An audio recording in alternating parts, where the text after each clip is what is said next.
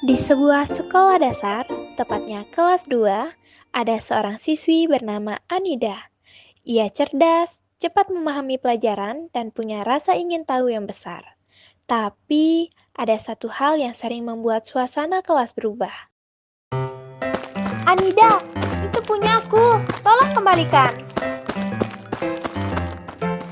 Anida, sudah ya, fokus belajar dulu. Anida tidak bermaksud jahat, namun perilakunya sering membuat teman-temannya merasa tidak nyaman. Dan guru kadang menegur, kadang membiarkan. Semua terasa tidak jelas bagi Anida. Ibu, Ani gambar ini buat ibu. Mau lihat? Nanti ya sayang, ibu lagi kerja.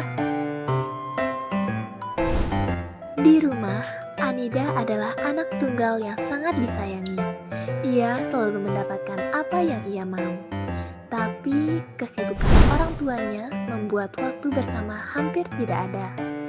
Pujian untuk perilaku baik jarang terdengar, sementara perhatian sering datang ketika ia membuat kesalahan. Anida, kok ceroboh sekali?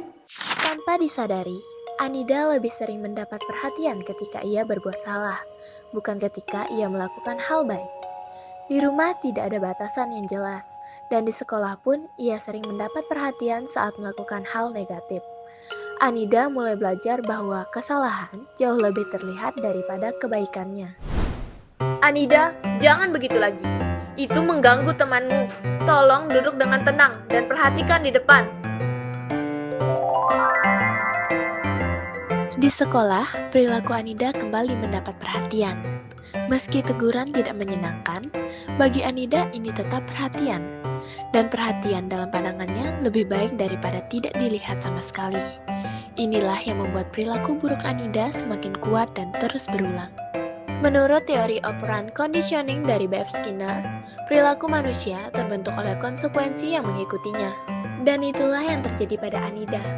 Rumah dan sekolah tanpa sadar memperkuat perilaku negatifnya, sementara perilaku baiknya tidak pernah mendapat ruang untuk tumbuh.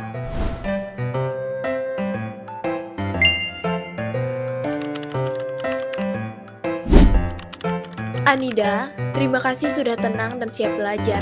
Ibu bangga padamu. Setiap perilaku baik langsung diberi apresiasi kecil. Pujian ini menjadi penguatan positif agar dapat mempertahankan perilaku baik Anida, serta membuatnya merasa dihargai. Gangguan kecil yang tidak membahayakan tidak lagi mendapat perhatian. Tanpa penguatan atau perhatian, perilaku itu perlahan menghilang.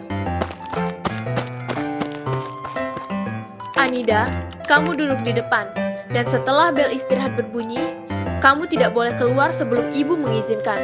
Ini akibat dari mengganggu teman. Hukuman ringan diterapkan secara konsisten, tegas, dan tetap mendidik. Perubahan kecil diapresiasi dan dihargai. Ini membantu Anida belajar bertahap menuju perilaku yang lebih baik. Kini Anida mulai sadar dan belajar bahwa ternyata untuk mendapatkan perhatian yang baik dari orang lain, ia juga harus berperilaku yang sama seperti mereka. Bagus sekali Anida, itu langkah yang baik, teruskan ya. Selain lingkungan sekolah, lingkungan rumah juga berperan dalam membentuk perilaku, di mana pertemuan ini menjadi titik baik bagi Anida. Guru menjelaskan kepada orang tua dengan hati-hati bahwa Anida membutuhkan lebih banyak bimbingan dan kedekatan dari rumah. Dari sinilah perubahan besar mulai terjadi. Anida merasa lebih diperhatikan, lebih tenang, dan perlahan mulai memperbaiki perilakunya. Perlahan, Anida memahami bahwa perhatian positif jauh lebih menyenangkan dibandingkan perhatian karena masalah. Ia merasa diterima, dihargai, dan punya teman.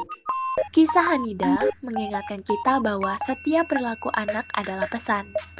Terkadang mereka hanya ingin diperhatikan, didengarkan, dan dipahami. Dengan empati, penguatan positif, dan konsistensi, setiap anak memiliki kesempatan untuk berubah menjadi pribadi yang lebih baik. Kita hanya perlu melihat lebih dalam dan mendengarkan apa yang tidak mereka ucapkan.